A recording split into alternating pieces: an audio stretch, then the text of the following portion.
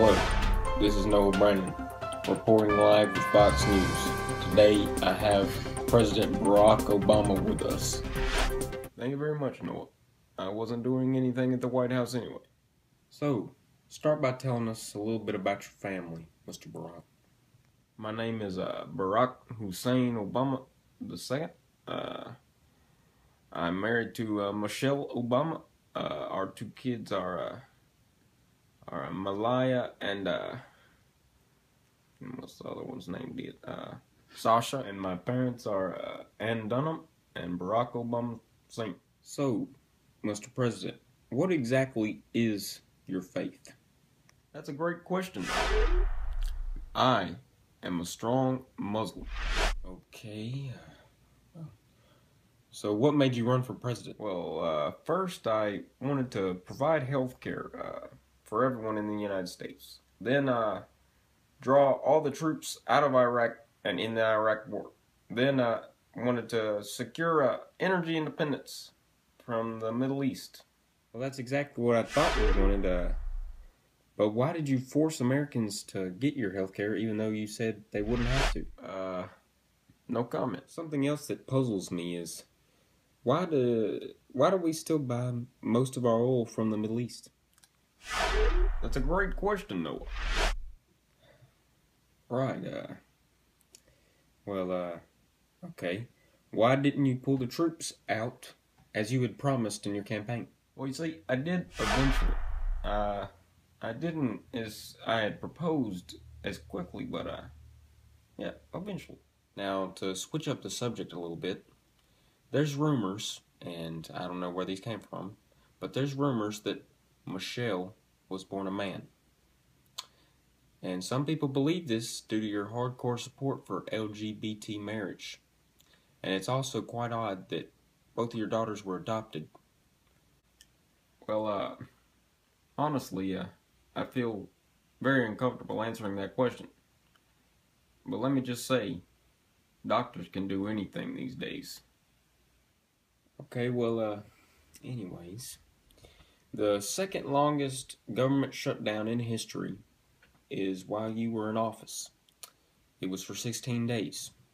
Tell us how you felt during those 16 days. Honestly, it was my Obamacare was the issue there, and since it was a Republican Senate and a highly liberal House, they couldn't come to terms. Well, I guess Republicans finally realized it was 2-1, so they finally gave up. But anyways, no matter what, my Obamacare got passed. That's all that matters. No matter what we had to do, no matter who had to suffer. Oh, okay. Well, tell us your feelings about the American flag and the national anthem of this great country. Well, I've got a lot to say about that, Noah, quite frankly. First of all, I think the American flag is a sign of oppression to many people around the world, including me. The reason I don't salute the national anthem is because it insinuates a warlike state. If we had a song that was more, gay or, something like that, I might salute it. Or the song I'd like to teach the world to sing. I think I might salute that. I think we need a song like that. So we seem more peaceful and loving, like my Islam brothers over there in the Middle East. Maybe if we were more loving and peaceful, they'd be friends with us. They wouldn't try to blow us up with a nuclear bomb that I'm going to give them. Anyway, that's another topic. We'll get to that later. Now, this can't be true, Mr. President, but I've heard you and Michelle have attended many flag-burning ceremonies. Tell me a little bit about that. Actually, that's very true, Noah. Me and Michelle, we love attending flag-burning ceremonies. Because, like I said,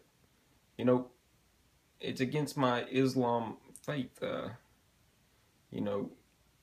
Anyways, I think we should change the flag and change the national anthem. I could care less about what the founding fathers did. This is my country now. Wow. Okay.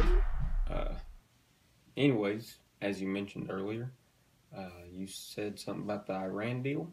Tell us a little bit more about that, why you support it, and what it will do. Yes, everyone needs to know about the Iran deal. You know, it's going to give them a nuclear weapon, and they'll be able not only to attack other countries with these nuclear weapons, but be able to defend themselves. Which, anyway, you know, I've got a bunch of conservatives in my way right now, won't pass it. You know, they actually like this country how it is right now. Okay, well, anyway, the next is, I got a question from a viewer. They said, why have you spent over $40 million on vacations? Well, first of all, I'm going to have to thank the American people for the taxpayer dollars that I get to go on these vacations.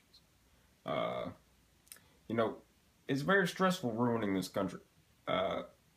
You know, I get a lot of persecution, you know, from Americans. Like, what the heck? So that's why I'm also a pack-a-day smoker. Yes, I am a pack-a-day smoker, as funny as it may seem. But like I said, very stressful job. Alright, stop. Stop. I don't care about how much you smoke. Anyway, something about campaigns for presidents is, you know, they make a lot of promises. You indeed made a lot of promises to the American people. You only kept 45% of those promises, though.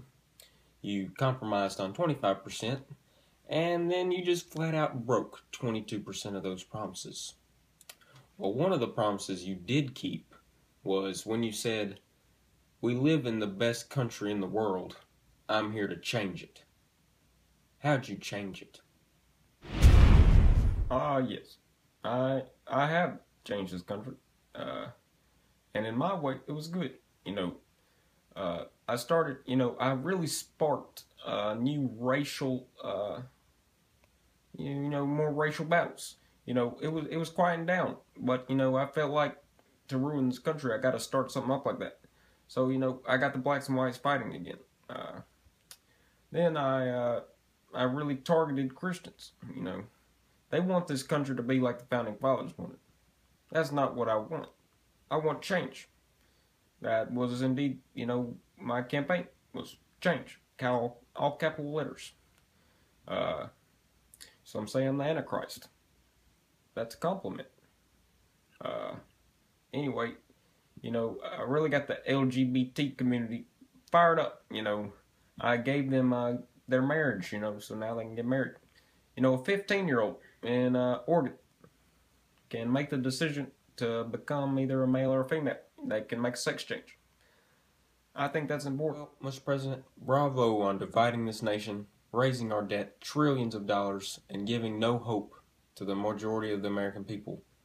You did give hope to the 2% in the LGBT gay community. But that's about it. Well, thank you so much for having me tonight. No, you know, but I've been in here about 10-15 minutes. Kind of need a smoke break.